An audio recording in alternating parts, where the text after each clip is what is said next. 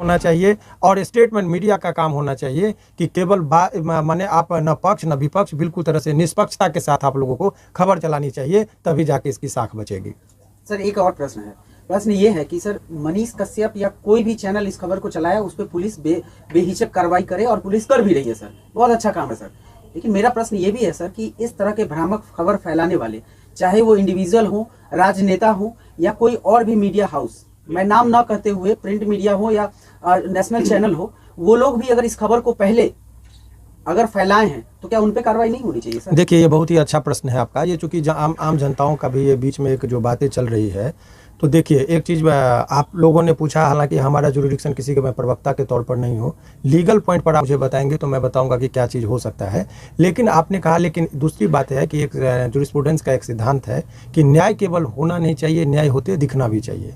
तो ऐसे परिस्थिति में आप बिहार पुलिस के ऊपर यदि ये कोई प्रश्न उठा रहे हैं कि ये कार्रवाई होनी चाहिए, तो ये सदन के अंदर बातें उठी तो विपक्ष के नेताओं पर भी इतनी जल्दी कार्रवाई होनी चाहिए।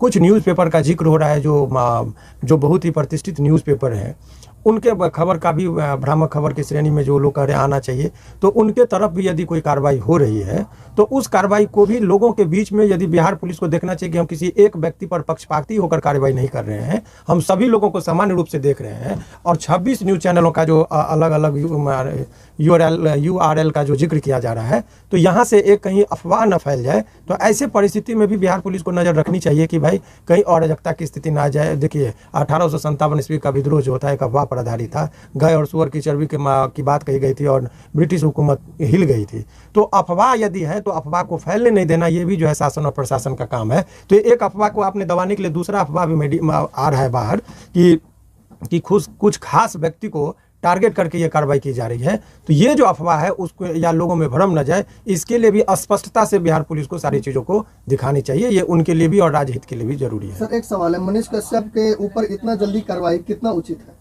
देखिए, अब ये जो आप लोगों ने बात कहा, उचित और अनुचित का फैसला माननीय न्यायालय में होता है, लेकिन प्रक्रियात्मक जो बातें कही गई है, सामान्यतः यदि किसी व्यक्ति के ऊपर यदि कुर्की जब्ती का मामला होता है तो उससे पहले FIR होने के बाद अनुसंधान के दौरान पुलिस क्या करती है, सामान्यतः वारंट लेती है। पहले तो 41A का नोटिस दिया गया। 41A का नोटिस में क्या है, ऑनरेबल सुप्रीम कोर्ट ने अभी एक मार्गदर्शन दिया था, और मार्गदर्शन में देने के बाद उन्होंने कहा था कि 7 वर्ष से यदि किसी व्यक्ति को 7 वर्ष तक की सजा का प्रावधान है, उसमें डायरेक्ट गिरफ्तारी नहीं होनी चाहिए, उनको 41A के तहत लाभ मिलना चाहिए, पुलिस को बचना चाहिए।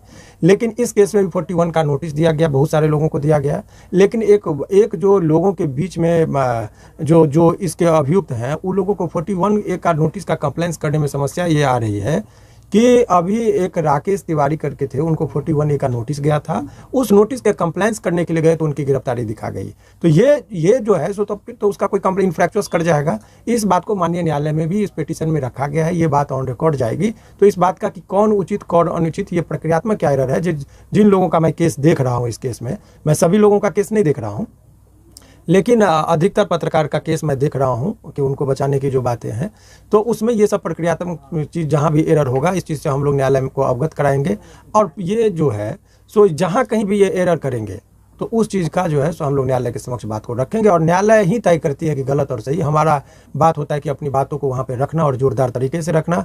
तो मैं इतना ही कहूँगा कि आप लोग जितने भी यूट्यूब चैनल या मीडिया कर्मी हैं, उनको घबराने की जरूरत नहीं है। उनकी बात को जो भी लोग निर्दोष हैं उनके खिलाफ कोई कार्रवाई नहीं होगी। सर एक सवाल है, मनीष कश्यप जी अभी बेतिया के नजदीकी थाने में जो है आत्मसमर्पण किए हैं, और इसके अलावा उनके घर पे कुर्की जब्ती की भी बात आ रही है, वीडियो वायरल भी हो रही है। सर किस मामले में उनके घर पे कुर्की जब्ती? देखिए कुर्की, और उसका क्या असर? देखिए 82 निर्गत हो जाने के बाद 30 दिन का वक्त दिया। 82 क्या, किसी व्यक्ति को लोग कहते हैं फरार, तो डायरेक्ट आप फरार नहीं कर सकते हैं। उसके लिए विधिवत प्रक्रियाएं हैं कि पहले वारंट लेने के बाद यदि व्यक्ति उपस्थित नहीं होता है, कहीं गिरफ्तारी नहीं होती है, पुलिस से बच रहा है, भाग रहा है, तो ऐसे परिस्थिति में पुलिस 82 का प्रेयर करती है कोर्ट में, और माननीय न्यायालय उनको देती है कि ये 30 दिन का उनको वक्त दीजिए, और उनके घर पर एक चिपकाया जाता है।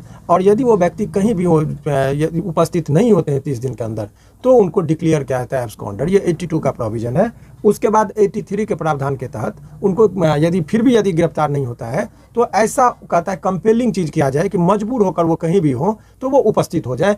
ऐसे परिस्थिति में वो जो आप लोग देखते हैं कि कुर्की जब्ती करना, बुलडोजर का जो आजकल नया पैटर्न चला है, घर तोड़ना इत्यादि, तो ऐसे परिस्थिति में डायरेक्ट इसमें 82 का जो प्रावधान है, चूंकि बहुत हीनियस क्राइम का आप लोग को बता दें जितना है तौबा मचाया जा रहा है, जितना डर और भय का माहौल बनाया जा रहा है, वो कुछ है नहीं। और इसमें एफआईआर का भी जो है सो जो हम लोगों ने न्यायालय में जो बातें को जो पिटीशन का जो पार्ट बन रहा है कि जो सेक्शन लगाया गया है उस सेक्शन में सभी लोगों के विरुद्ध मामला नहीं बनता है।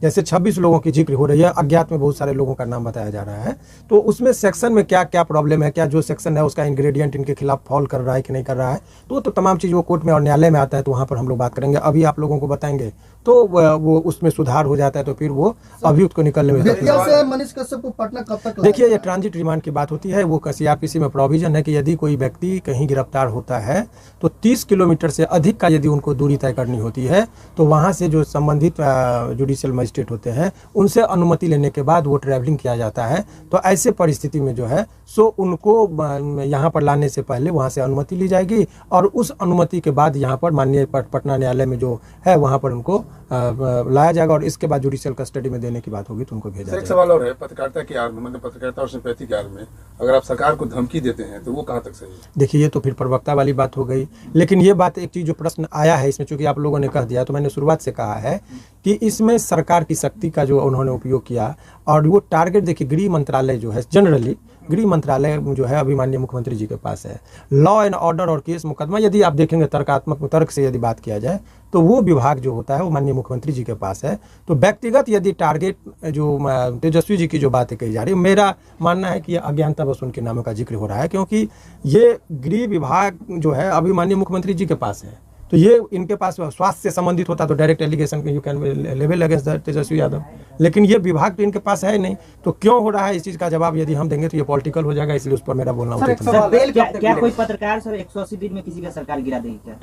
ये तो आप लोग तय करेंगे, इसमें मैं क्या सर एक बोलूं। सवाल है कि पुलिस का कहना है कि मनीष कश्यप पे जो गिरफ्तारी हुई है, जो कार्रवाई हो रही है, सिर्फ इसलिए नहीं हो रही है कि गलत पत्रकारिता की है इस मामले में, बल्कि वो एक आदतन अपराधी हैं और पत्रकारिता के आड़ में अपराध को ही अंजाम देते हैं अभी। इसको कैसे देखते हैं? देखिए, जब एलिगेशन लगता है तो विभिन्न तरह की बातों का एलिगेशन लगता है, तो ये आरोप प्रत्यारोप का बात है। देखिए, ऑन रिकॉर्ड बातें जो होती है कोर्ट में, डैडी का क्या पार्ट आया, एफआईआर का पार्ट क्या, अनुसंधान में क्या आया, सीजर लिस्ट क्या बना, उतना ही पर कोर्ट में बहस करना होता है। बाकी जो बातें हैं ये गॉसिप है, बातचीत का अंश होता है कि उसने क्या कहा, तेजस्वी को क्या कहा, तो ये उसका पॉलिटिकल चीज़ है। कुछ लोग सिंपैथी, कुछ लोग नफरत, बहुत सारी बातें होती है। उस मैटर पर अभी बात नहीं। अभी सवाल जो बहुत सारे लोगों के मन में था कि अभी गिरफ्तार हुए हैं तो कितने दिनों के अंदर वो निकलेंगे, ये जो एक मूल प्रश्न आप लोगों का है। तो आप लोग एक चीज़ समझ लीजिए कि ये बहुत बड़ा हीनियस क्राइम का चार्ज इनके ऊपर नहीं है। जो इनके ऊपर चार्ज लगा है उसमें अधिकतम सजा 7 वर्षों का है, और अधिकतम सजा 7 वर्षों का मतलब ये मत समझिए कि 7 वर्ष बाद ही निकलेंगे। उनको बेल में, मर्डर केस में तो आजीवन कारावास होता है, फांसी की सजा होती है, उसमें भी बेल मिलता है। तो मेरिट ये होता है कि उस मैटर ये करता है कि आरोप कितना बड़ा हो छोटा हो मैटर नहीं करता है, कि उनके ऊपर साक्ष्य कितने आ रहे हैं, उनके विरुद्ध में पुलिस इकट्ठा करके साक्ष्य को ला रही है, वो मैटर एक तय करता है। तो ऐसे परिस्थिति में आप ये कह सकते हैं कि बहुत माने जो प्रक्रियाएं हैं इसमें बहुत लंबे, मैं कह रहा हूँ कि बहुत लंबे दिनों तक इनको जेल में नहीं रहना पड़ेगा। पहले से भी उन पे कुछ हाँ, यदि अन्य केसों का जिस हिसाब से जिक्र है उसमें यदि बेल टूट गया तो बहुत लंबे दिनों के ट्रायल में ये सहयोग नहीं किए होंगे। अन्य केस की बात कर रहा हूँ, तो वो इस केस के रिगार्डिंग